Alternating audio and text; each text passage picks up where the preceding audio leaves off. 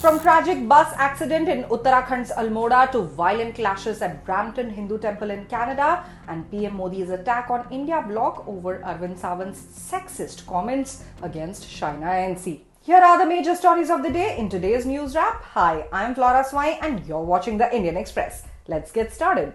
In a tragic news from Uttarakhand, at least 36 people died after a bus carrying 42 passengers lost control and fell into a gorge near Marshula in Uttarakhand's Almora this morning.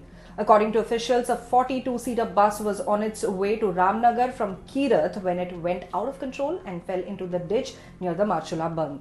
According to initial reports, the accident was so severe that many people were thrown out of the bus and fell on the other side. CM Dhami visited Ramdat Joshi Hospital to meet those injured in the bus accident. He announced 4 lakh rupees in compensation for the families of the deceased and 1 lakh rupees for the injured. एक गहरी खाई में बस गिर गई जिससे अनेक लोगों को अपनी जान से हाथ धोना पड़ा है और कई घायल हुए हैं। उन सभी घायलों को तत्काल स्वास्थ्य सुविधाएं मिले, उपचार मिले, उसके लिए सभी एम्बुलेंस इत्यादि की व्यवस्था तत्काल वहां पर की जा रही है। सभी को भेजा गया है, सभी अफसरों को मौके पर जाने के निर्देश दिए हैं और इस पूरी घटना के लिए कुमाऊं कमिश्नर को मजिस्ट्रियल जांच के आदेश दिए हैं और संबंधित विभाग के लोगों को निलंबित करने के भी आदेश दिए हैं जो भी इस घटना से संबंधित हैं। कहीं भी कोई लापरवाही होगी तो उसके खिलाफ सख्त कार्रवाई की जाएगी। अभी तो हमारी प्राथमिकता है कि घायलों को तत्काल जो है इलाज मिले जिससे कि उनका स्वास्थ्य जो है जल्दी ठीक हो और इसके लिए सभी अस्पतालों को भी निर्देशित कर दिया गया है। सभी अधिकारी मौके पर जा रहे हैं। हमारी चीफ सेक्रेटरी लगातार इसकी मॉनिटरिंग कर रही हैं और घायलों के साथ सरकार खड़ी है। जो इस घटना में जिनकी मृत्यु हुई है उनके साथ भी, उनके परिवारजनों के साथ भी मैं भगवान से प्रार्थना करता हूं कि जो इस दुखद घटना में जिनकी मृत्यु हुई है भगवान उनको अपने श्री चरणों में स्थान दे और उनके पारिवारिक जनों को जो आकस्मिक रूप से इतना बड़ा कष्ट आया है इस कष्ट को सहन करने की शक्ति प्रदान करे और घायलों को जल्दी भगवान उनको उचित उपचार भी मिले और जल्दी ही वो स्वस्थ हों। मैं भगवान से प्रार्थना करता हूं और जल्दी से जल्दी लगातार हमारा प्रयास है कि कहीं पर अगर हेली एम्बुलेंस की आवश्यकता है तो हेली एम्बुलेंस के लिए भी वहां पर कह दिया गया है। जो गंभीर रूप से घायल होंगे उसको तत्काल इमरजेंसी में अस्पतालों तक पहुंचाया जाएगा। A protest by Pro-Khalistan radicals in Canada turned violent on Sunday afternoon as they barged into a Hindu temple near Toronto and assaulted several congregants and disrupted a consular camp organized by the local Indian consulate. The incident occurred at the Hindu Sabha Mandir in Brampton town after Pro-Khalistan protesters gathered outside the premises in the morning. Watch our detailed report on this.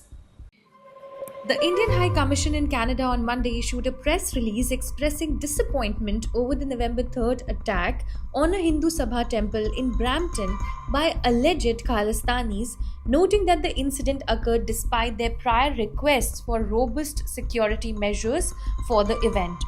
In a post on X, formerly known as Twitter, the High Commission stated, "We have seen violent disruption today, as in on November 3rd, orchestrated by anti-India elements outside the consular camp co-organized with the Hindu Sabha Mandir, Brampton near Toronto.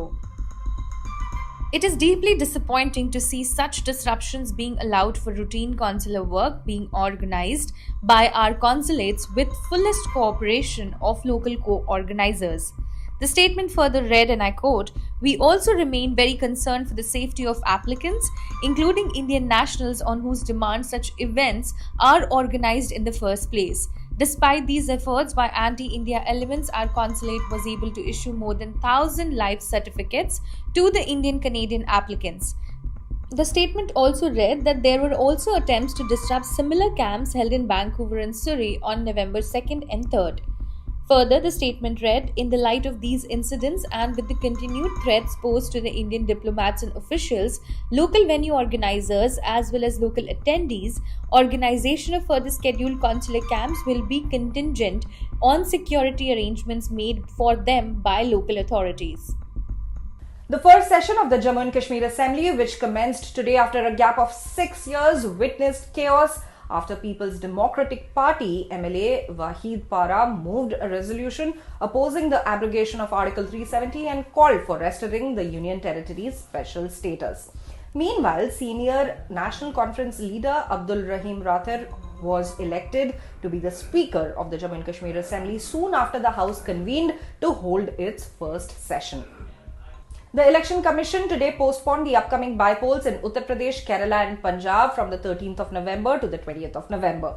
The announcement by the poll body came after national and state parties raised concerns over lower voter turnout due to various festivities coinciding with the election dates. The election body also took action on the Maharashtra DGP Rashmi Shukla.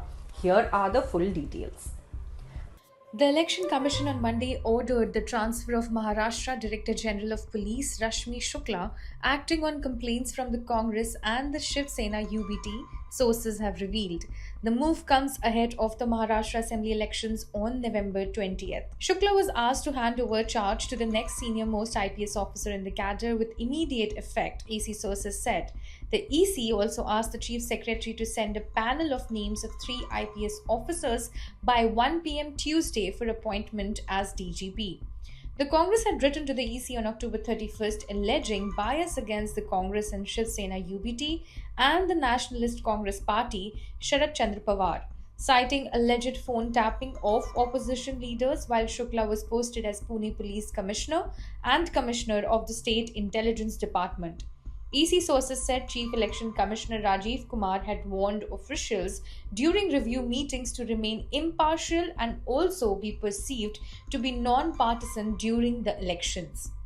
In other news, Prime Minister Narendra Modi on Monday attacked the Congress-led India bloc for its silence over Shiv Sena UBT leader Arvind Sawant's sexist comments against Shaina NC, who's a BJP leader who joined the Shinde Sena faction to contest the November 20th Maharashtra election. Listen in to what he said. अभी महाराष्ट्र में भी एक बहन चुनाव लड़ रही है. कैसी गंदी भाषा का प्रयोग किया गया उनके लिए, ये इनकी आदत है. और आप देखिए, यहां के जो मुख्यमंत्री हैं, उनकी तरफ से एक शब्द तक नहीं निकला. और यही जेएमएम की सच्चाई है.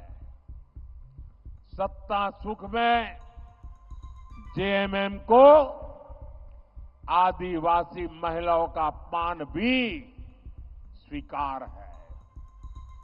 कांग्रेस से तो देश को कोई उम्मीद ही नहीं है. महाराष्ट्र में भी भाजपा की महिला नेता को लेकर जिस प्रकार की बातें इनके साथी करते हैं, उसे पूरे देश ने देखा है. माताएं बहनें चौंक गई है. क्या हमारे देश की बहन बेटियों के लिए ये कांग्रेस वाले, उनके साथी